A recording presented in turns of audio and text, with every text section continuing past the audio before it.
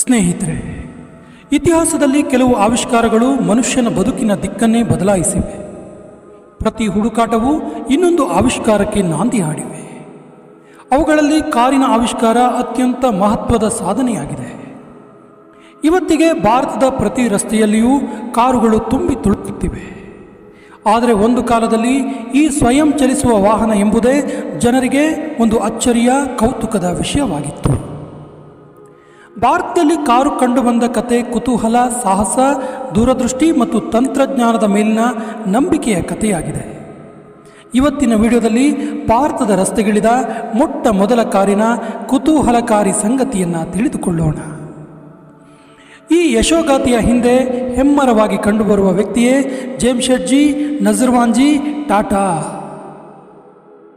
19ನೇ ಶತಮಾನದ ಅಂತ್ಯದಲ್ಲಿ ಇಡೀ ಭಾರತವನ್ನು ತುಂಬಿಕೊಂಡಿದ್ದು ಎತ್ತಿನ ಗಾಡಿಗಳು, ಕುದುರೆ ಗಾಡಿಗಳು, ಟಾಂಗಾಗಳು ಮತ್ತು ಕೈಗಾಡಿಗಳು. ಜೊತೆಗೆ ಸಾರಿಗೆ ಎಂಬುದು ಕೇವಲ ರಾಜ ಮನೆತನದವರ ಸ್ವತ್ತಾಗಿತ್ತು. ರೈಲುಗಳಂತೂ ಕೆಲವೇ ನಗರಗಳಲ್ಲಿ ಓಡಾಡುತ್ತಿದ್ದವು. ಅಂತಹ ಕಾಲದಲ್ಲಿ ಎಂಜಿನ್ನಿಂದ ಓಡುವ ಗಾಡಿ ಎಂಬ ಕಲ್ಪನೆಯೇ ಬಹುತೇಕರಿಗೆ ಮಾಯಾಜಾಲದಂತೆ ಭಾಸವಾಗಿತ್ತು. ಯುರೋಪಿನಲ್ಲಿ ಕಾರುಗಳು ಕಾಣಿಸಿಕೊಳ್ಳುತ್ತಿವೆ ಎಂಬ ಸುದ್ದಿ ಭಾರತದ ಪತ್ರಿಕೆಗಳಲ್ಲಿ ಮಾತ್ರ ಪ್ರಕಟವಾಗಿತ್ತು. ಆದರೆ ಅದನ್ನು ನೇರವಾಗಿ ಕಂಡವರು ಬಹಳ ವಿರಳವಾಗಿದ್ದರು.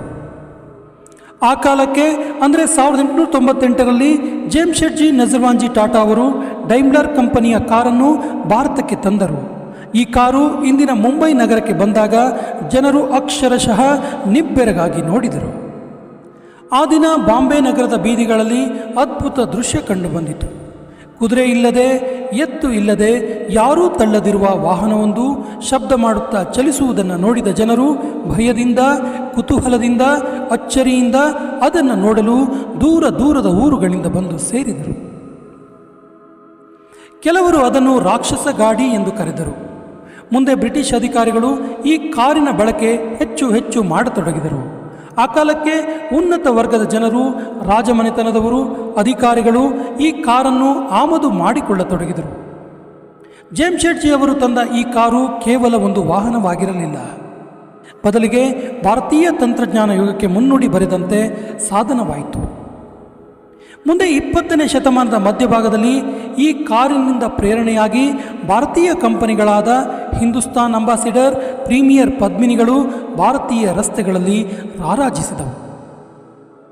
ಇಂದು ಜಗತ್ತಿನ ಪ್ರಮುಖ ಕಾರು ಉತ್ಪಾದಕ ದೇಶಗಳಲ್ಲಿ ಭಾರತ ಕೂಡ ಒಂದು. ಟಾಟಾ, ಮಹೀಂದ್ರ, ಮಾರುತಿ ಸುಜುಕಿ ಕಂಪನಿಗಳು ಲಕ್ಷಾಂತರ ಕಾರುಗಳನ್ನು ತಯಾರಿಸುತ್ತಿವೆ.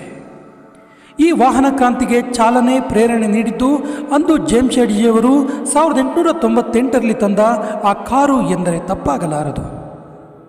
ಮುಂದಿನ ವಿಡಿಯೋದಲ್ಲಿ ಇನ್ನೊಂದು ಇಂಟ್ರೆಸ್ಟಿಂಗ್ ಫ್ಯಾಕ್ಟ್ನೊಂದಿಗೆ ಎದುರಾಗ್ತೀವಿ. ಜೈ ಹಿಂದ್.